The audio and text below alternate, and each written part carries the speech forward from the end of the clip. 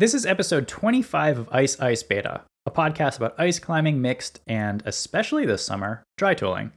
And in case you forgot, I'm your host, Aaron Gary. Pavel Dobrinskiy is a leading figure within the dry tooling community in Moscow, and is one of the most prolific route setters on the Ice Climbing World Cup circuit. Maybe you've heard about the Russian style of setting. Its high-tension moves are calculated for maximum kinetic energy, like Ivan Drago in route form. Hashtag stereotyping much? Perhaps. Anywho, Pavel's had something to do with that. From his constant drive to create cutting-edge moves, which necessitated the development of new holds to make those possible, to his thoughtful and collaborative approach to planning routes, to his mentorship, Pavel has helped shape the comp route setting many are familiar with today. In this episode, with Pavel's particular brand of humor in tow, we chat about the history of comp climbing in Russia, Russian-style training, rule number 1 being never shake out, the importance of speed in competitions, his route-setting philosophy including a lot of do's and do-nots, and his opinion on some of the hardest routes in the world. All that and more after a quick message from our sponsors. Gloves are essential for winter climbing, and with Anewho, you're in good hands. As a boutique climbing brand, they only care about making the best ice climbing and dry tooling gloves around. There are no shareholders to report to. They earn their keep with an uncompromising pursuit of durable, dexterous, and waterproof. That's because it's part of the heart and soul of the company. It starts with decades of establishing first ascents on ice and mixed lines, combines generational glove-making know-how, and is topped off by a belief in sustainability. The result is ultimate care for the craft of climbing and design. To learn more, check out their gloves and story at anewho.com. That is ANIIU.com. We get it. For us, ice season never really ends. It just kind of blends between rock, plastic, and plywood until waterfalls freeze again. No matter how you climb in the off-season, Furnace Industries keeps you going till your next bout of screaming barfies. With their gym-safe dry ice evolutions, you can keep up your fitness indoors. And if you're looking to challenge yourself on your home wall, they have the largest variety of dry tooling holds in America. Check out their full lineup of ice and dry tooling gear at furnace-industries.com. Because for us, it's always ice season. You recently got back from the U.S. Actually, I guess at this point it was a few weeks ago. But you got back from the U.S. and you were climbing out there. What were you up to? We do a lot of thread climbing, thread lines. Actually, we walk a lot with kids. We, as usual, drink a lot with friends. Yeah, and we do a lot of thread climbing, which is my favorite. Yeah, I have been in the United States 2 years ago, I believe. Actually, I have been in the Indian Creek like maybe 40 times. Yeah. Oh, wow. Yeah. And I really like this place. I really like thread climbing. I really like that Indian Creek is only climbers' place. Every time I feel that I have to return back and send something special. Yeah. Because it's so beautiful. So we actually climb every day. Top roping, hard routes. Top roping, easy routes too. Because you have 2 children, right? Mm-hmm. And they're getting into climbing as well? My older daughter, she's 5 years old, and she doesn't want climb, at all. Oh, okay. But nobody asks her. She climbing. We go climbing as family, and everybody climbing. Yeah. You're on the rope. It's only one way to go. It's up. Okay. I haven't actually been to Indian Creek, and I'm told I need to go. Maybe it's almost like blasphemous that I haven't been. But everyone I speak to says it's this really magical place, because you're out in the desert. You're just it's you and close friends and whatnot. And it just seems like a really special environment. Do you get that when you're there? Yeah, it's magical place. It's really true. Yeah, you have nothing. You have no food, no water, no good campsite. Yeah, you just have a lot of dust. Everything is dusty, dirty, and a lot of climbing, and it's magical. Yeah, it's so beautiful. Climbing is really good. A lot of roots, a lot of pain. Yeah, a lot of pain and sorrow. But at the end, you feel like a big boss. Yeah. Yeah. Once after Indian Creek, I climbed El Capitan in a day without without gloves. Oh, wow. Yeah, and like feel nothing. It was okay. Good Lord. Are there places in Russia where you sort of have like a magical experience, not similar to, but like in its own right with climbing? It's a lot of places in Russia, but it's not my favorite. Yeah. So in Siberia, a lot of good mountains, but to be honest, I hate mosquitoes. Yeah. But Siberia is about mosquitoes. And we have other good place near the Finland border with magical granite. It's really good. It's a triangle lake with a lot of nice climbing, nice routes, but same problem, mosquitoes. And I don't like mosquitoes at all. But usually I used to travel a lot to Triangle Lake. Yeah, but the weather, I don't really like weather. So if I plan my trip, it's cheaper and faster to go to Indian Creek because I was based in Moscow. From Moscow is faster to go to Indian Creek than to St. Petersburg Triangle Lake. You gotta be kidding me. How is that possible? It's possible, but yeah, because it's sometimes you need a special permit from a border service, yeah, because it's too close to the Finland border. Sometimes weather is not perfect, yeah, so it's rainy, and you have to go from Moscow to St. Petersburg first, then you should go from St. Petersburg to Triangle Lake. So if I have a vacation, sometimes is better to fly to United States. So go back to the U.S. So on your recent trip, you were in Utah, and then you also passed through Boulder, and you stayed with Corey Buhay, which is how we connected. And that's a bit of a full circle because she stayed with you in Russia at least once. Probably it was 2 times, maybe more, but she was only once for training. And I was surprised that she's so motivated. Yeah. She just needs more training. She could be good if she trains well. She stayed at my home. We climbed every day, Russian style. I really want to talk about Russian style training and route setting and other things, because you're sort of like Mr. Dry Tooling guy in Moscow, or at the time you were. And I think at one point you were saying you had like 19 people staying in your apartment for training or a competition. It was around 19 people, yeah. It was a French team, some couple team from Romania, Jojo from Montana, Canadians. Yeah, like it's around 19, including me. Yeah, so all around. Did you always enjoy like hosting folks during competition seasons, things like that? It's my problem. Yeah, I enjoy guests who climb. I hate guests who not to climb, but I super enjoy my climbing brothers and sisters. It's people, we understand each other really well, and we always have a good time. Yeah, it was like that. My home was usually full. Once Nathan Kutcher from Canada lived 3 months at my home, I believe. It was around 3 months, yeah. Once he traveled all Russian Cup 1 year. Yeah, he set a lot of routes with me in Russia. He actually he was in Russian championship too 1 year.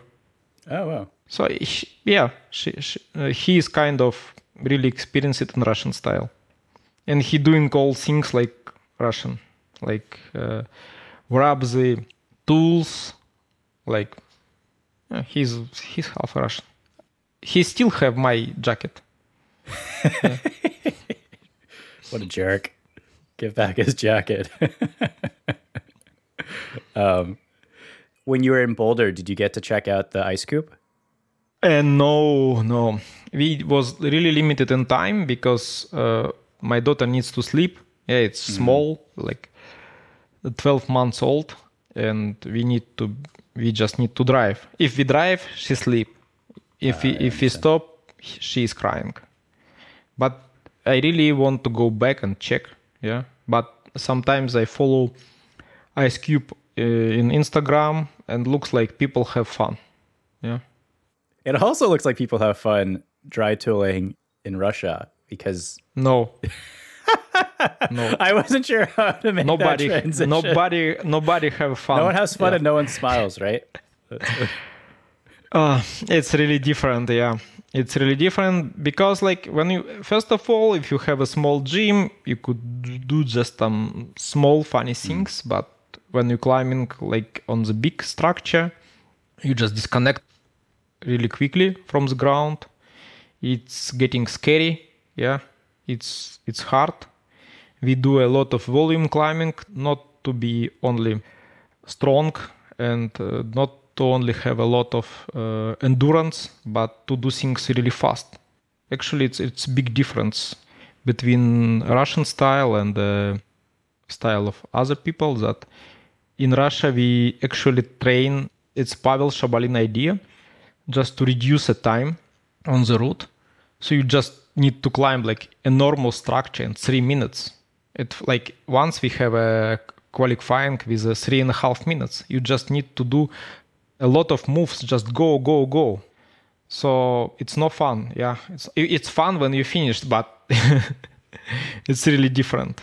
Yeah, so you just do hard moves, a lot of body tension, and no shake at all. Just it's one rule number one. Like you can shake in final, but before just go. So it's not even we don't have a time for fun. It's no fun. Fair enough. Maybe let's unpack that a little bit because Russia, I mean, really has a huge leg up, I think, on competition climbing because it more or less originated there, I think, in the 70s.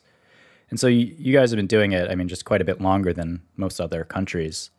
And I'm wondering, do you know much about the history and sort of how it came to be? And I know that the way that they structure sports, it's much more like organized, generally speaking. Yeah, I know the history. I started competing a long time ago. Yeah, but I came not from sport ice climbing. I came from mountaineering. So I was really involved in the sport ice climbing. But it first start just speed climbing. You just have tools, any tools. You go up to the structure. And like your best time, who is faster, it's the best time. And like the best time was like really slow compared to now. Then it was who make less swings. Yeah. Judges have a special counter and count swings. And then in Russia, we use red paint and blue paint. And you have on the ice places where you could put your crampons and swing your tools. It's like you have your best time and you have your best height. Then finally we go to the climbing on holds with the tools. It makes rules much more simpler because you don't need to check your disqualify people for the crazy lines. You just have a holds and let people go. If you look to really old video, you could see the red and blue patches on the ice. So it's allowed and not allowed. And for results, sometimes you can see that first number is number of quick draws, the second number is number of holds. So why number of quick draws is important? Because when you have no holds, you just climb ice and clip quick draws, and it was your result. So it's something combined, yeah. And right now we just have no quick draws at all. So now we have the same rules as rock climbing. We just count only holds. If we look for the history, we could see that it was no fun in general because now people could climb kilometers of ice. Yeah, it's just so easy. But in old time, sometimes when athletes lose feet, people just couldn't hold the tools. Yeah, It was like sport development. It is interesting that it started with speed. Because it's easiest way and like most natural way. But the speed was like not like now, like 7, 6. It was like 30 seconds. Oh, wow. Okay. Yeah. At the same time, though, it just seems like, I don't know. I guess ease of implementation makes sense, but it's also like, because when you're outside, you're not trying, I mean, you are trying to move quickly and efficiently, but it's not about sprinting up an ice face necessarily. Especially on ice. In ice, we want to be safe, not fast.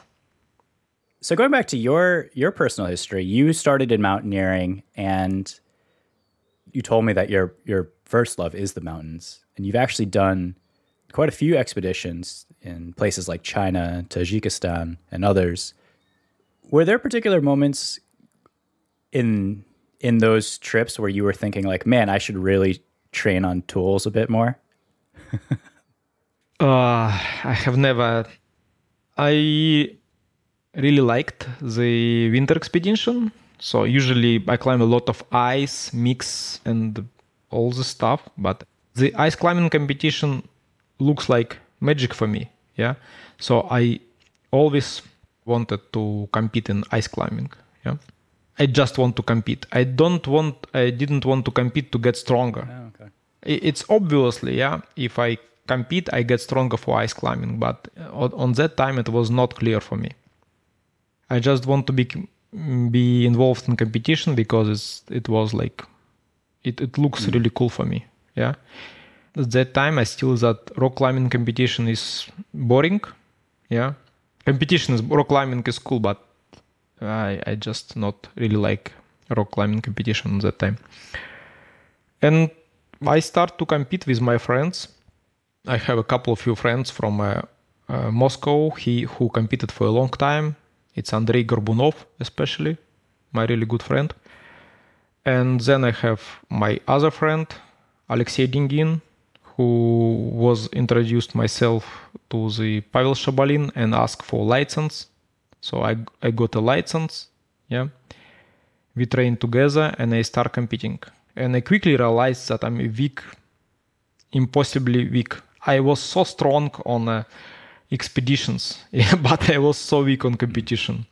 It's just my way to go to the ice climbing. But I quickly realized that is another passion for me. And I start to do as many competitions as possible. I competed in official competition in Russian and World Club and festivals. Yeah, competed a lot. Yeah. I'm wondering if we could actually dive maybe more into like what the competition scene is like within Russia, because there's, a handful of permanent structures. There's a pretty active internal cup system. So how does that all work? It's quite interesting. Yeah. So probably we just have probably couple of structures, which is actually climbing structures. Yeah, like we have one in Moscow, which is not legal, but it's staying. And famous structure in Kyiv, it's legal, but it's not ice climbing structure. It's old ski jump trampoline. It's huge ski jumping trampoline, which costs enormous amount of money. So Pavel Shabalin found a way to transform it to the huge climbing structure. So, but Russia is not easy country to build something. Especially for climbing, if it's no profit, no bribes, it's kind of hard to do. But in Kyiv, in trampoline, it's a kids school, sports school, but it's not special structure for climbing. You can see that you can actually ski jump from the top. So it's mostly a ski jump and then climbing secondary. Yeah, and everybody wants to cut it and sell as a junk because it's a lot of metal. Yeah, in Moscow we have no permission to build this structure, but we just built it on the university, which make some sense. Yeah, we did a lot to build the structure, and it works. It works actually. and this summertime as for rock climbing, then we immediately switch to ice climbing, non-stop, and it's famous. Everybody know it. Yeah, because Sasulka, we call it Sasulka, but no ice, but name still. Sasulka means ice. Icicle. Okay. Well, so it's illegal, but it's still standing. And for perspective, it's Corey just has a great article about one of her stays in Russia competing. And she describes it as a 5-legged iron iron spider, 40 meters high, like some sort of steampunk superstructure of Shelob. And I had to look up what Shelob is. It was Saruman's giant spider that lived under a mountain that he would sometimes feed his dissidents to. So it says. Huge structure. If it's illegal, how are you managing to keep it up? I mean, it's really impressive. Because it's like university. It's university. And okay. Somehow on a university you could have something. Yeah. But we was on half a wave of legalization when my friend was killed by avalanche. So we had no desire to make it illegal. We want to make it legal, but still we have a lot of people train on Sasulka, a lot of competition. Yeah. A lot of people just enjoyed the structure, especially from other countries. So we did a good job with the structure. Yeah. So your friend was the president of the Alpine Club of Moscow, I believe, and no, it's Alpine Federation of Moscow. In Alpine Federation of Moscow, we have a multiple club, and one club is a Moscow Aviational Institute. Yeah, and he was president of Moscow Aviational Institute. And actually, it's Mikhail Volkov, and he did everything to build the structure. So we really grateful.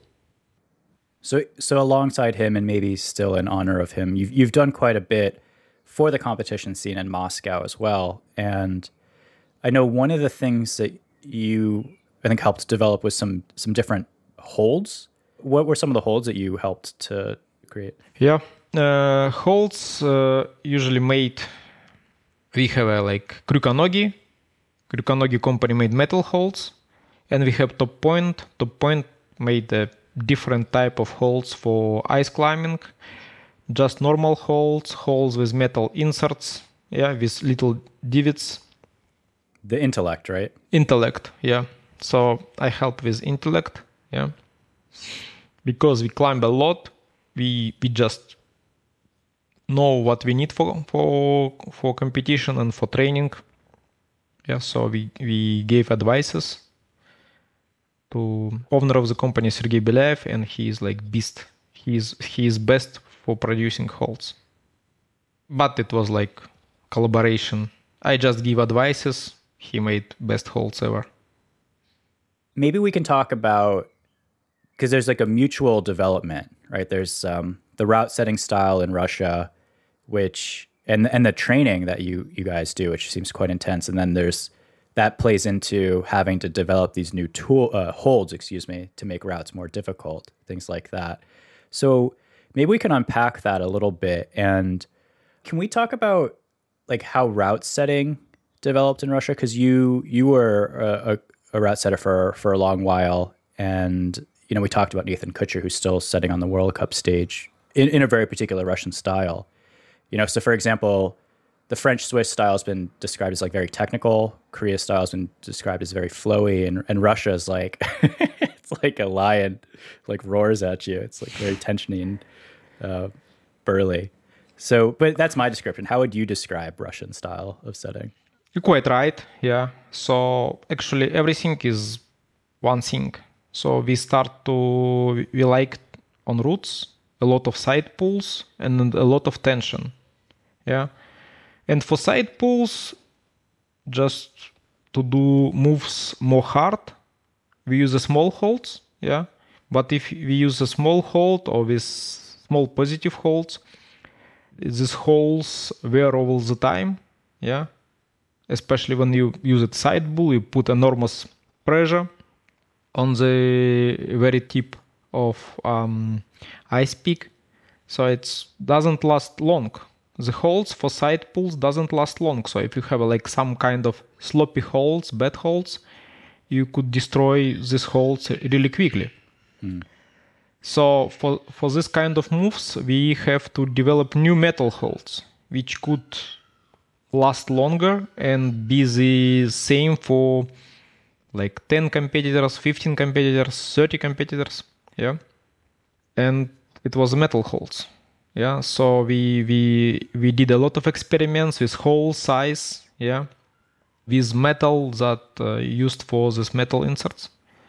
And that time to climb well, yeah, on this kind of moves, people start to develop new picks, which could really penetrate holes, which could penetrate granite and be safe on granite. So at that time, Krukanogi company start to do really strong picks, which its Krukanogi picks could destroy granite really quickly. Yeah, really quickly. So like we have a special style, a lot of tension. You should be really stable. Yeah. So you just not move easily from one hold to another hold. You just transition from one hold to other hold, and you have no place to rest, and you could do moves quickly. To create this kind of routes, we need special holds. And people develop new tools, which is really strong, and you could be really efficient and stable on these holds with these tools.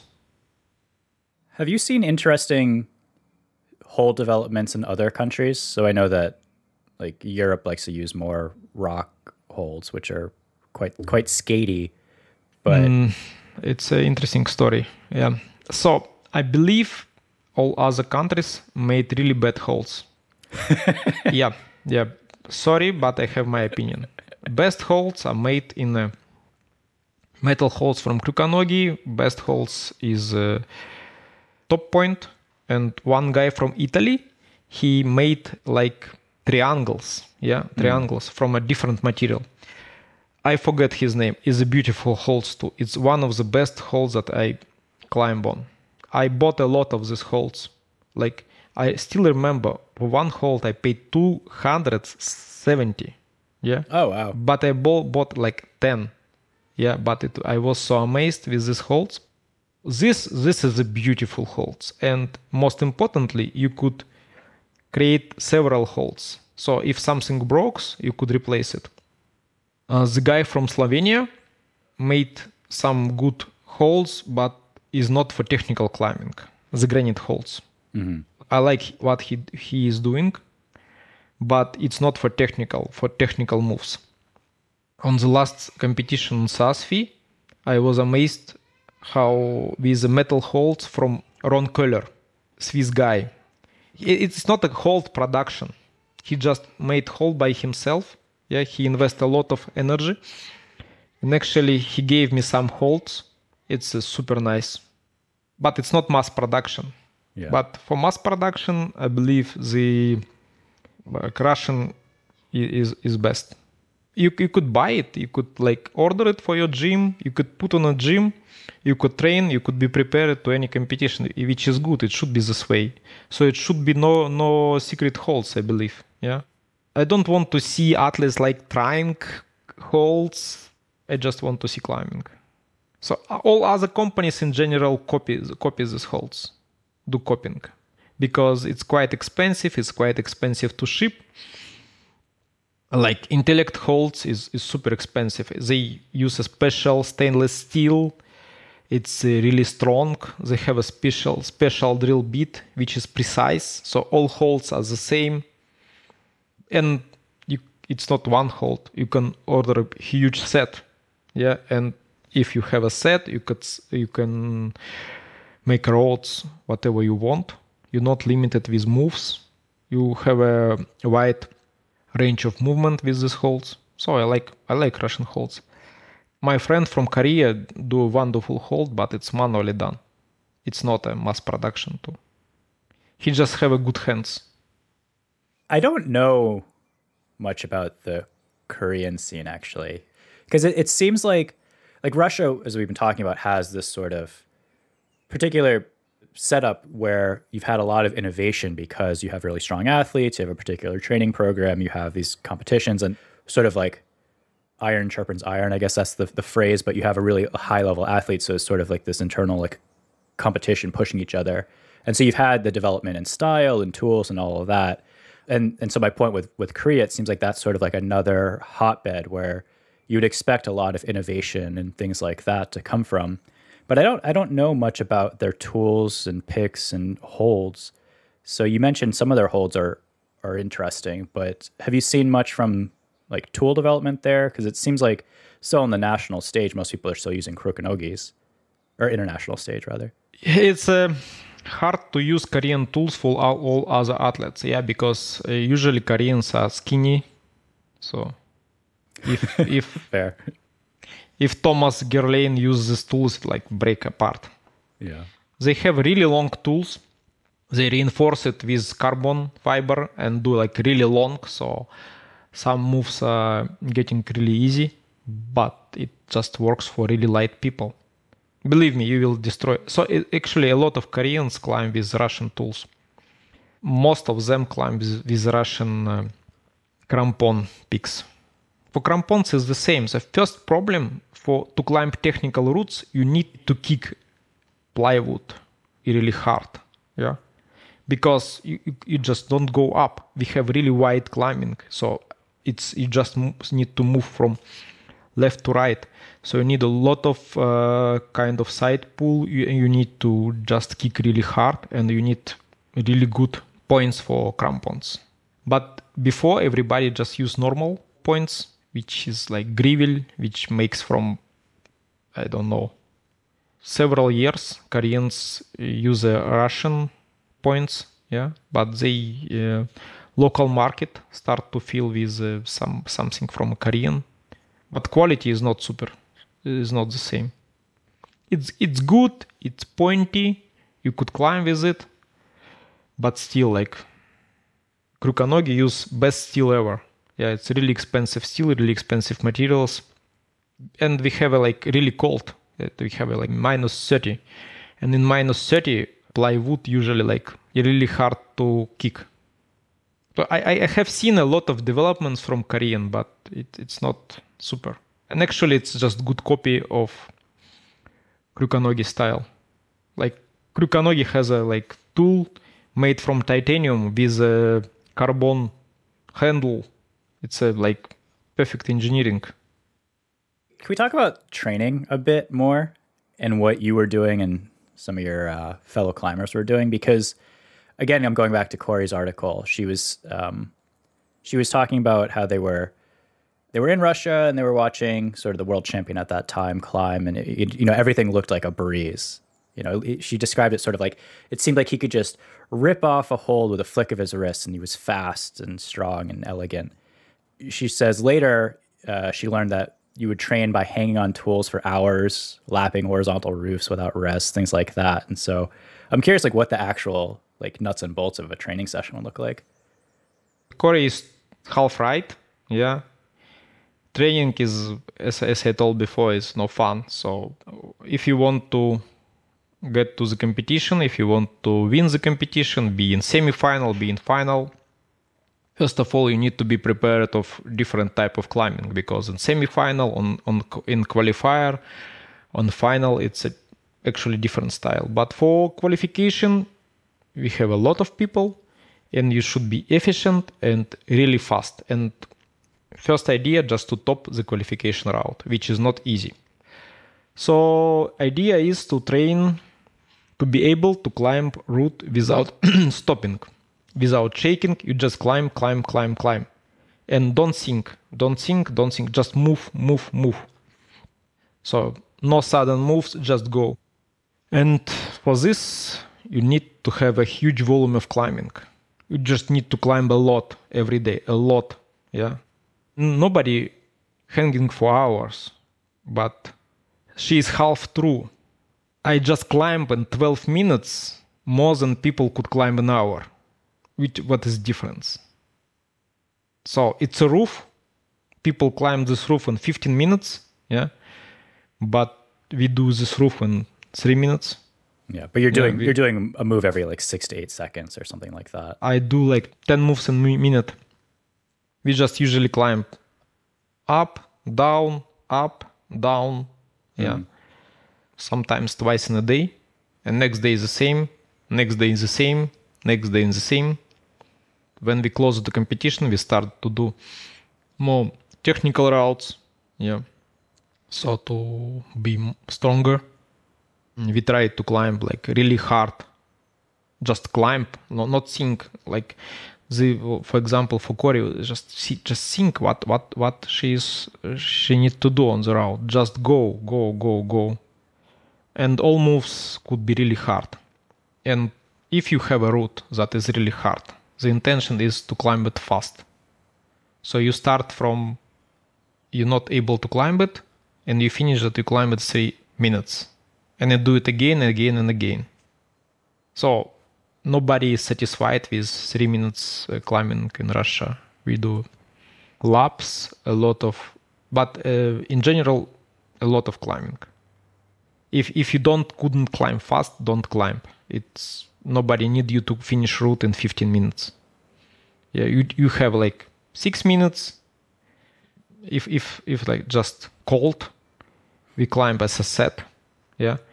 So belayer wear a jacket, down jackets, down pants, everything, and you climb for half an hour, non-stop for half an hour, doing different routes, and people switch.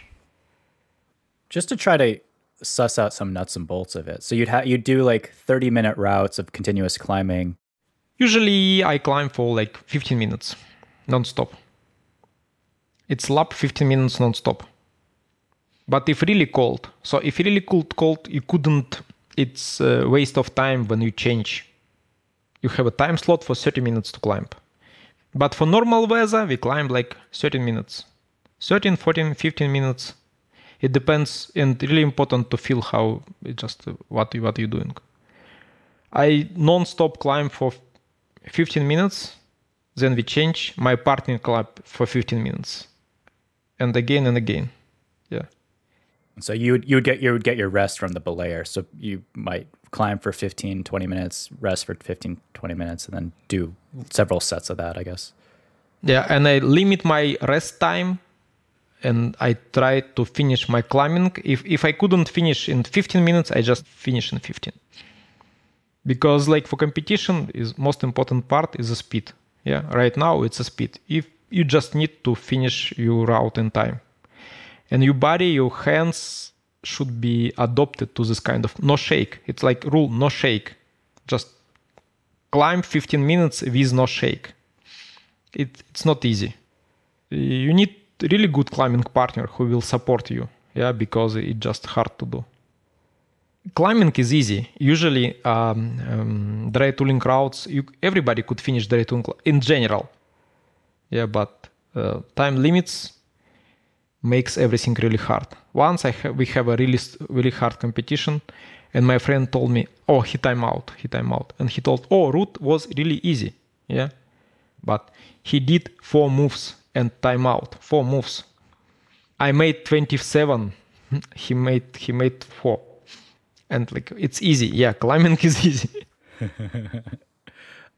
What would off the wall training look like? Were people doing like weighted hangs and things like that to try to build up forearm capacity, or? It's good idea to do, but we actually out of time. Sometimes we used to do gym training, yeah, but usually we have no time. We had no time because we climb a lot.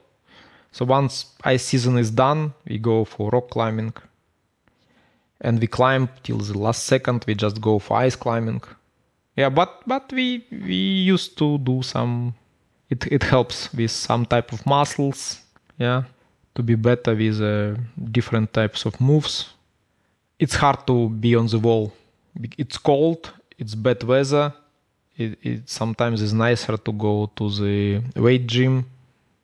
Condition a little bit better. But one thing that helps me a lot, it's just that we have really long wall that I just climb. And we had a really good team, especially with Maxim Tamilov and Alexey Tamilov and Masha Tolokonina. When I just watched Maxim or Alexey Tamilov climbing, and I was so angry for myself that I was so weak. I wanted to be the same. And it's interesting story. Once I create long route. It's 60 moves route. 60 moves. And my friend Valentin Sipamin came, and we tried to beat each other. At the end, he beat me like 3 seconds. Yeah. So 60 moves route. It's I believe 60 meters high overall. It's like go all around the structure. It's 3 minutes 20 seconds. Oh. Yeah. Yeah. Shit. And we was so angry that he really missed the train to home because he wanted to be better than me. I wanted to be better than him, and I ended the day trashed. Yeah. And it's definitely big difference from Russian athletes to other athletes that they couldn't be in time. They couldn't be in time for the route. Everybody time out. Yeah, it's making me think about my own training and like definitely shaking out on the route. So I'm gonna try not. No, shaking is wrong. Yeah, you couldn't rest if you want to gain best result ever. Just because like tools is kind of good. So if you're shaking out, you split your training to small parts, but you need to be silly pumped. I need my forearm to be like twice the size by the end of you my need session. You need to be trashed. Yeah. Instead of that, people trying to save the power. Yeah, but no, you need to trash your power as quickly as possible. If you will be pumped like in third move, just be third move. Next day you will pump to 4 moves, and like you can. But if you shake, like nothing happens. So, would you just keep going until you like just couldn't hold on anymore in the early stages? Just keep going, even if you couldn't hold. Just keep holding it. Okay. Because there's a bit of like a mental component of it too. It's like learning your limit, and then it's learning your actual limit. Because if you just keep holding, you'll realize you could do more. And then there's like a physiological response too. Believe me, like brain is a lot. So like sometimes I feel I couldn't hold. My brain thinks that I couldn't hold, but I keep climbing and like it's hold. Yeah. And I could do another move.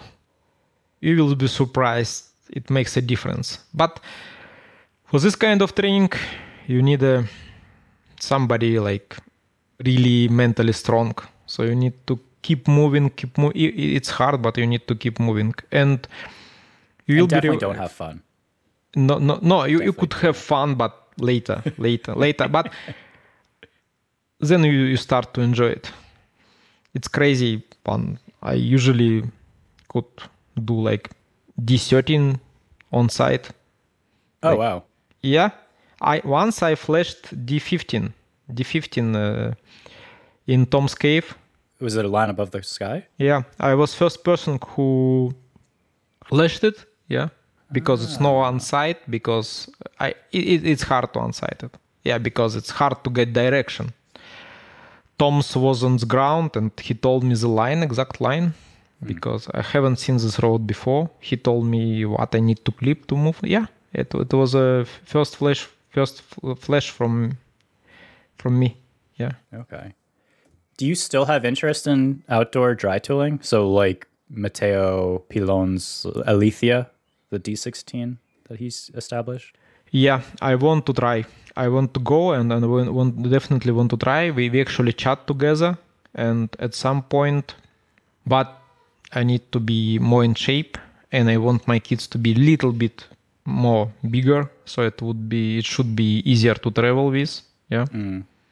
Because we could climb outdoors, but the cave is a little bit different. It's not a lot of fun, but we want to return back this in September and October and try this route. it doesn't look really hard. I think it's easy. Yeah, but why I should think that it's hard? I mean, I'm not sure how many people have actually tried it. I spoke with Kevin Lindlau a few weeks ago, and he was a second ascensionist, and he said it was really interesting because I'm curious about your take on figure 4 and 9s or Yaneros, because by nature you can sort of shake out and rest if you want.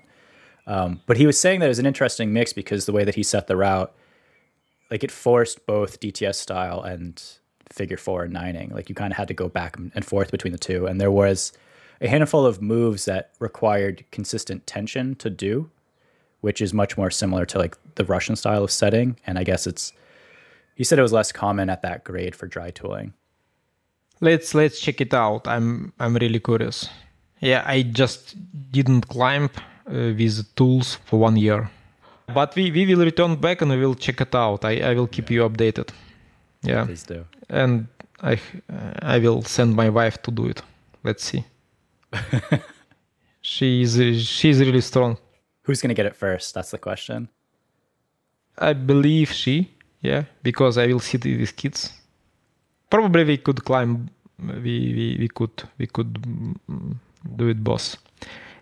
I don't bragging. I just look to the route, and my first opinion that it should not be really hard. One of the hardest routes that is still hardest route for me. It's Iron Man. This one has really hard moves. Yeah, really hard moves. It's outstanding route. It's one of my favorite. Tom Cave, it just could mentally kill you. I have some plans. I have plans to go to Italy, and I have plans to finish Swiss routes, but I don't have plans to return back to Italy, to the Tom's Cave, because it's desperate. The cave is desperate. It's better to flash it, yeah, because you couldn't do a second try. Some people one of my friends could do a second try after 1 week. Yeah, because like it's trash your forearms, those routes. You know, it's funny because my initial impression was that you really enjoyed climbing, but the way that you were talking about coaching and route setting in particular, I almost got the impression that you enjoyed that more. But now listening to you talk about climbing, I think you enjoy climbing quite a bit. And the question, I guess, is what keeps you so engaged in dry tooling? You would set on the World Cup stage. I don't know the last time you competed at the World Cup stage, but you're still very active. And yeah, what's keeping you kind of motivated in that world now? It's a challenge. The dry tooling, ice climbing is a huge challenge. You just need to commit move. Yeah, you couldn't hesitate, you just move. So it's same like when you're aiding a hard route, it's the same. You just need to step on the ladder. You have a shitty hold, you have a shitty sky hook, you put the sky hook, but you have to go. If you stay, nothing helps. You just need to go. And if you fall, just keep going. It's same with dry tooling. You just, no hesitation, just go. Just no hypnotizing holds. Just take these holds, be strong, and go. Yeah, it's hard. You just focus on next move. You do next move. Everything looks impossible, but you just keep going. It's like it's same. It gave me same feeling. Do you think you'll get involved in the German dry tooling community? Because it's surprisingly they aren't really active. I know only one guy. It's Markus Urbanowski. He actually was in my flat too. Now he do a lot of dry tooling, ice climbing, but he don't want to return back to competition ice climbing. And Germans doesn't want to compete in competitions. Dry tooling competition. I don't know why. I believe that it's not really active in involving other countries in the sport. Yeah, because Germany is a huge country. Germany has a lot of outdoor walls. You could use these walls for competition. You could use these walls for training. And DAV is pretty big organization, but it just no activity, no ice climbing, no drytooling festivals, no drytooling community, nothing. It's too bad because they don't know the resource that they have in you. Actually, I brought a lot of holds here. Yeah. But I asked people and I didn't have a chance to set any routes. So I sent it to the Marcus or to the Nathan Kutcher. Now this Canadian has a lot of holds. Can you get those back? And can you come to Slovenia? And can we do a clinic with you? We could do it. I order another set of holds. I still have like 30 kilos of metal holds, I believe. Huge, big. Well, for many years, you were one of the handful of UIA World Cup approved route setters, and I've heard a handful of people say they really enjoyed your routes because it seemed to oftentimes mix styles, and I'm wondering, what was your approach to setting at that stage, and how might you have done it differently than other folks? Most importantly, we do wide routes. I just tried to contact organizers and do a wall wide as possible. No boundaries, no boundaries. So no red lines, no disqualification. And I like to put a lot of work in route. So many people just set the volumes and permanently, But I like to change everything on competition. I like to change everything. And I really think how the qualification route should look, We change style. And I have a friend from Korea. We could do really good routes together because we could match Russian style and Korean style. Mm. And we set all routes at the same time. We set semifinals, we set qualification, we set everything, and we just keep trying. We're trying many times. We want to dial every moves. And usually we have a perfect results. We have a tops, Most importantly, we just change everything. We invest the same amount of energy to girls' routes, which is really important. And we just try a lot. And we try moves a lot. And we try to do cutting edge moves. So it just, you need to be really solid, not only in physical, but mentally to finish the route, because sometimes it looks impossible. Sometimes it looks possible, but it's impossible. Always in competition, we have several plans and we just prepare moves in advance. If we want to check something really hard, we just do similar moves in semi-final and see how people react. And we responded with making routes easier, making routes harder. We see the condition, how cold is it, We try to respond to how competitors climb, and we change the route. So we have several plans, we have several routes, and we really need to prepare everything in advance. But we start with final. We always start with final, because final is the most important part. Then we do semi-final, then we do usually qualification. I know that you explained it to me that in an ideal world, you would set the route so that finals, there was one top. Semifinals, there was, you were basically filtering out at each level. And semifinals, I don't remember what the number would be, 10 maybe. And then qualifying was 18. But it's nice to have a tops in semifinal.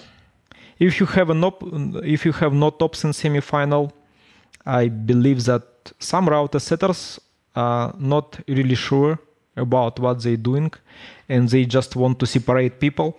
So they make some moves really harder and harder. So you filter people, but you have no tops. But I like tops.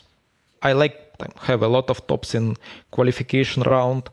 I have 5-6 tops on a semi-final. Some setters, they're not so good. They're afraid to do that routes would be easier. They're afraid that route will be so hard. So you have No tops in qualification sometimes, no tops in finals. Sometimes the same result, yeah? Believe me, same result. And you separate people by the time, which is not... It's okay, it's still in the rules, but I don't want this result. I want to find strongest person with hardest route. When would people fall off in routes for you? Like, how would you design those? In any place. In qualification, a little bit more easier, but in semifinals, it start to be super hard. So you're just involved in work from the start. But are there discrete cruxes, or is it are they falling off because they're fatigued? Are they falling off because it's just a really hard move? Not really. It's both of it. So for some people, for some moves, you need a lot of power. Yeah, you just don't have because you're just empty. You couldn't execute. So you have a plan, you could do it, but it's like halfway. You just couldn't do this route. Yeah, couldn't do this move. I usually make pretty obvious. All moves are pretty obvious. It's no secret. Yeah, it's just hard. But if you do everything right, you finish it. Yeah. Yeah. I'm wondering how you would think about cutting edge moves and like where would you get inspiration from? So for example, this past year especially, it seemed like there were a lot of introduction for like dyno moves, which I would imagine for you maybe is not like your cup of tea. So maybe we can start there. What do you think of dynos? Oh, I really like dyno. It makes me like, usually I'm quite good with dynos. Yeah, okay. But I'm not a king of dyno. I really like it. But I don't want people to fail from a dyno. It's not what I want to have on my routes. I want everybody do dyno. I just don't want people to jump with a tool and a mouse, which is not super safe and it doesn't look good. And if you climb it, it doesn't feel good. Yeah, because you have a rope, it's tangled over the tool. Yeah. Another thing, which is my personal preference, I just hate rock climbing when I do dry tooling. It's dry tooling. If you want to do rock climbing, we have a different competition. Yeah. It's like it's not, we don't really need it. We could just, I personally set the routes which is impossible to climb by hands. Yeah. That makes sense. I mean, the rules allow hand usage, and it would seem to me like it is on the route setter to design it in a way that wouldn't help you, basically. If you were to give your younger self one piece of beta, could be for climbing or life or anything really, what would that be? It's impossible to live life again. So it's hard to. But it's like something like just give everything that you have. Just give, and you will have a result. Pavel is an all-around climber and has done everything from expeditions to places like Nepal, China, and Tajikistan to attempting to free the nose to being the first person to flash a line above the sky, D15. He doesn't post regularly, but you can follow him on Instagram at Major Bobkov, MajorBobkov. Corey Buhay, who we mentioned in this podcast, has several great articles about her time in Russia, and I highly encourage you to read both Russia's World Cup ice climbing scene is as hardcore as it gets, and the training secrets of the Russian ice climbing team to get a different perspective on what the scene is like. You can find all those links in the show notes. As always, thank you to Hannah Noel for providing the intro music and Andrew Solomon for editing. If you enjoyed this episode, please leave us a review wherever you listened to this podcast, because mostly it helps me feel better about myself. Thanks for listening, and see you next week.